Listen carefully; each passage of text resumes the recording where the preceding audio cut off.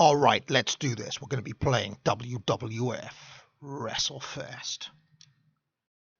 Winners don't use drugs. Director of the FBI says that. Alright, so I'm going to be picking a couple of wrestlers. Of course, my first wrestler will be the $1 Million Man, Ted DiBiase. And I think, judging by this roster, his tag team partner should be Mr. Perfect. So here we go, $1 Million Man, Ted DiBiase, Mr. Perfect, going on a run to try to win the World Tag Team Championships. And they're up against Sergeant Slaughter and Earthquake. DiBiase. Classic wrestlers here. Fantastic roster in 1991.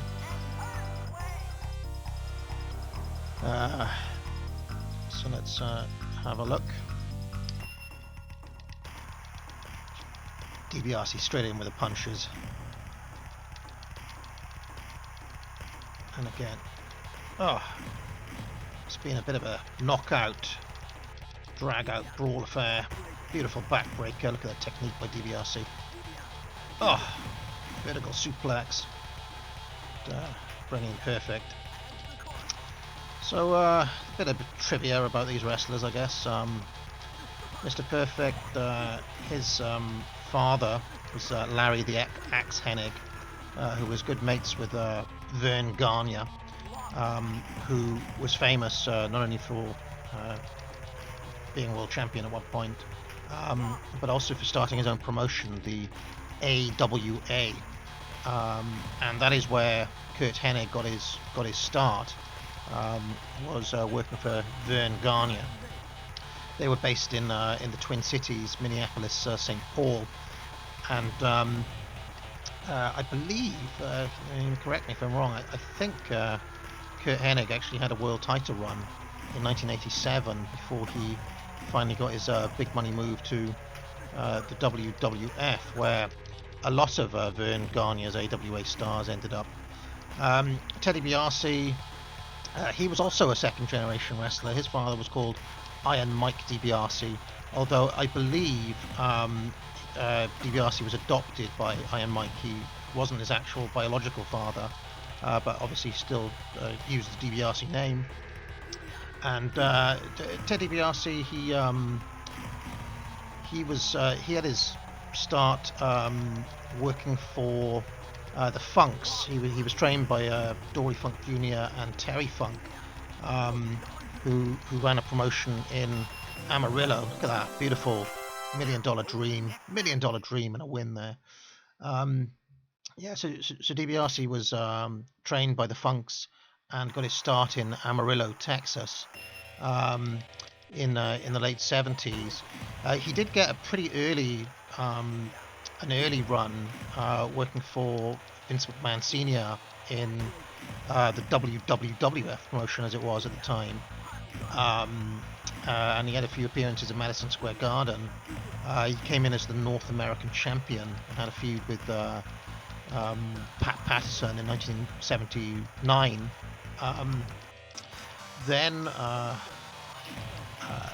So that run didn't last that long. In 79, Pat Patterson went on to be the first Intercontinental Champion, of course. But DiBiase, he left, and I think, I'm not entirely sure where he went directly in 1979 there. But because the Funks were big in Japan, perfect plex, and a beautiful one here. Beautiful perfect plex, the fisherman suplex by... there we go. Damn you, Hogan. There we go. Perfect plex again. 2. Oh, damn you. Go on. Yes! Look at that. I haven't even used to continue yet. Now go for the next match. So where was I? Oh yeah, because DiBiase had this Texas connection, the Funks knew a lot of guys from West Texas State, where Terry Funk had been to college, and one of the big stars in Japan, working for Giant Barbers All Japan Wrestling,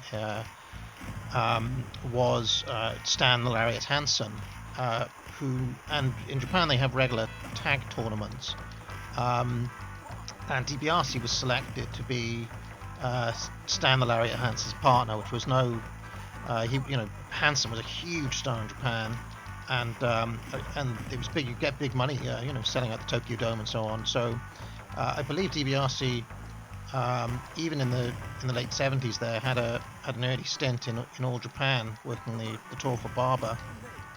Then when he came back, I'm a bit hazy on the exact order of things, but he had a pretty early run in Georgia Championship Wrestling, and then he went to Bill Watts's Mid-South Wrestling promotion in 1984, where he had a very successful run as the North American champion, and a legendary feud with Hacksaw Jim Duggan.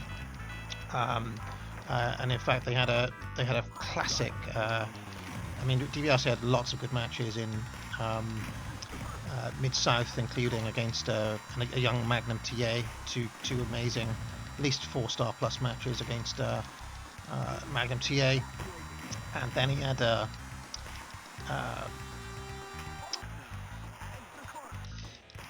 classic feud, a tuxedo match with Jim Duggan, which is an all-time classic.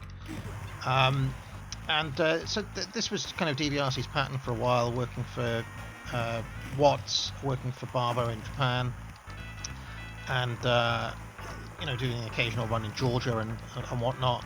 But then in 1987, Vince McMahon Jr.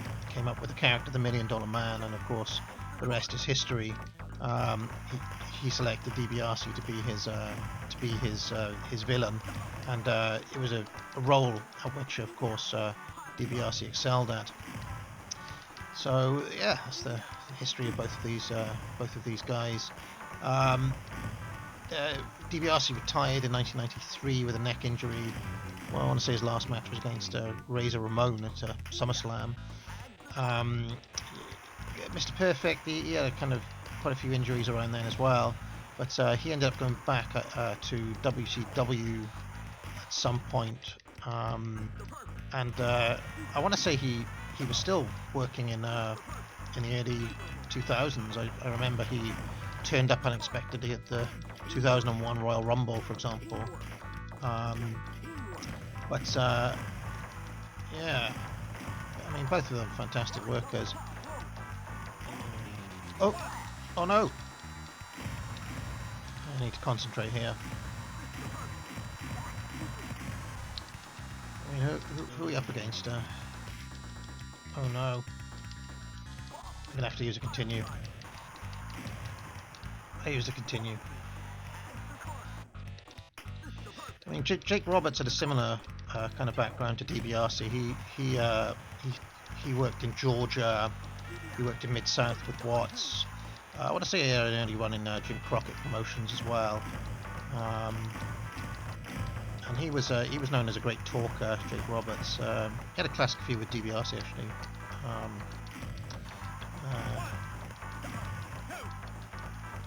Yeah, that'll do it. Yeah, Roberts, a lot of tremendous feuds. It's a great feud in 1991 actually, against Randy Savage. There was an event called This Tuesday in Texas, and you can watch some tremendous Jake Roberts promos in the run-up to that match with Savage. Here we go. Up against Demolition now. The original Demolition, as everybody knows, was made up of Axe and Smash. Smash was Barry Darsow, went on to become the Repo Man, and various other gimmicks. Probably his most successful run was as Smash. Then again, I seem to remember that Barry Darsow also had an early run as one of the Russians, tagging with Nikita Koloff and Ivan Koloff in Crockett. I don't remember his name now. Vladimir Pietro, was it? Need to get back in the ring. Crush. Well, he was kind of brought in when there was some sort of contract dispute with Axe. They ran as a 3, or was it that he wanted to retire? That was Axe, of course, was Bill Eadie, one of the great minds in professional wrestling. He's a good booker in his own right as well. Yeah, Crush, they ran as a 3 for a while, and then there was a very brief period where Smash and Crush would tag together, and that must have been right around the time this game was made, because it didn't last long. Although I seem to remember there was a Survivor Series where all 3 members of Demolition tagged with Mr. Perfect, and they were known as the Perfect Team. Looked extremely swank on the back cover of the VHS tape. It just looked cool, you know. Just go to the top rope, yeah. Yeah, and again. Come on, cover, cover.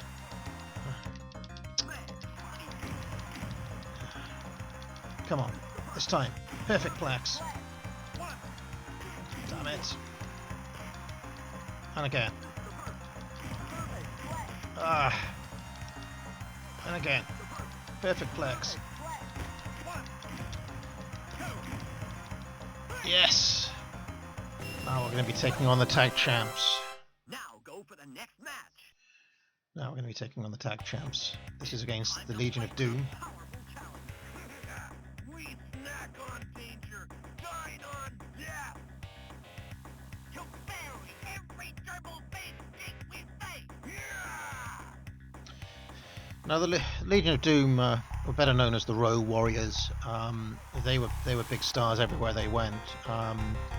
Like Kurt Hennig, they got their big start in AWA under Vern Gagne, but they also had a very successful run in Jim Crockett Promotions in the National Wrestling Alliance, the NWA.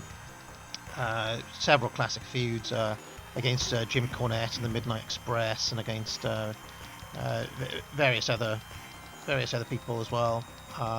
Dusty Rhodes and Magnum TA, I want to say, had a good feud against the Row Warriors. And then they also were big in Japan. I want to say they worked both for Giant Barber and All Japan, but I think they also had runs in New Japan with Antonio Inoki as well. So yeah, huge stars wherever they went. And when they went to WWF, I think a lot of fans don't see that run they had as the Legion of Doom in WWF as one of their more successful in the context of their whole career. But they did become the tag champs. In fact, they feuded against Money Incorporated, Ted DiBiase and IRS. I'm going to use a credit here. He's in trouble. Beautiful backbreaker by DiBiase. Oh, vertical suplex, nicely executed. Consummate professional. I want to say one of the Row Warriors died recently. One of them has been dead for a long time. I want to say the other one died in the last couple of years. A lot of wrestler. I mean, Kurt Hennig died a long time ago as well.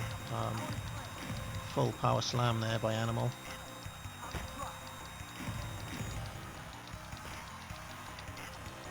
No, bear hug.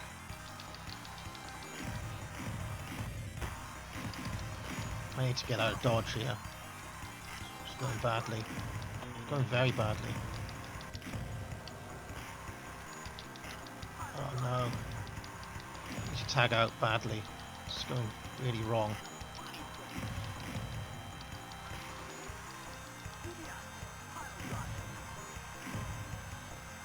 Try to get out of here. Perfect then.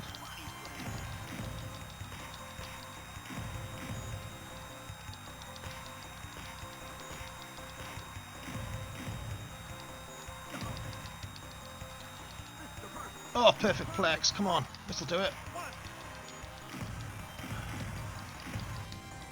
Come on, and again. 1, 2. Oh, damn these Road Warriors.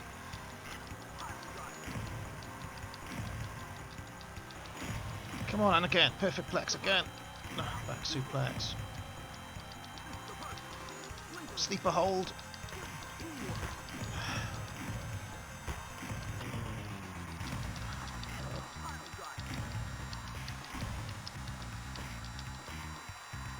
Telling you this game is rigged. No. I pumped many a 20p into this game when I was a kid. I was a young, evil wizard. When I wasn't, you know, outcasting spells, I'd be in the arcades playing this. Come on, go on! Yes! New World Tag Team Champions! It's Mean Gene Okerlund there. The WWF Tag Team Championship. After a number of tough matches, we have a new champion team. The $1 Million Man, Ted DiBiase, and Mr. Perfect. Alright, that'll do everyone. Thank you very much. Thank you very much.